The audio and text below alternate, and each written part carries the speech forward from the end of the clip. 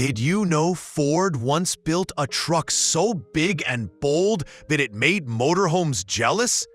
Yep, in 1974, the F-350 Roll-Along wasn't just a camper. It was a mobile bragging right. Ladies and gentlemen, let me tell you about a camper so classic, it makes my neighbor Gary's lawn ornaments look modern. We're diving headfirst into the 1974 Ford F-350 Custom Dually Roll-Along Camper, a rig that didn't just drive down roads. It practically carved out its own highway legend. I think this is the kind of machine that turns a weekend getaway into a rolling block party, complete with more amenities than my first apartment. Subscribing here is safer than letting my buddy Timmy handle your barbecue. Last time he tried, the smoke alarms went off 3 houses down.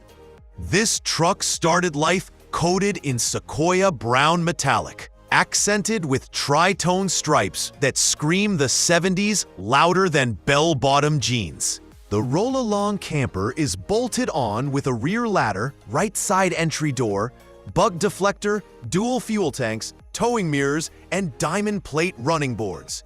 Yes, it's got body damage on the left side, but I believe every scar tells a story. Probably one involving Gary trying to parallel park. Rolling on 16-inch steel wheels wrapped in 235/75 TerraMax HT tires. This beast is powered by a 460 cubic inch V8, 7.5 liters. Factory rated at 245 horsepower, 183 kilowatts. It's mated to a 3-speed Cruise-O-Matic automatic transmission that sends power to the rear wheels.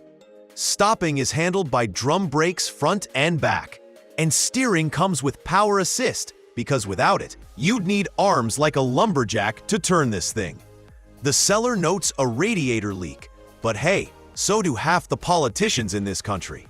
Inside the cab, you get tan vinyl bucket seats with lap belts, though both have tiers. Personally, I like the JVC cassette stereo the most.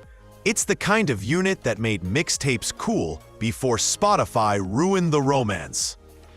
There's also a CB radio, USB chargers, and the original 2-spoke steering wheel framing a 100-mile-per-hour speedometer, plus gauges for coolant temp, oil pressure, and fuel.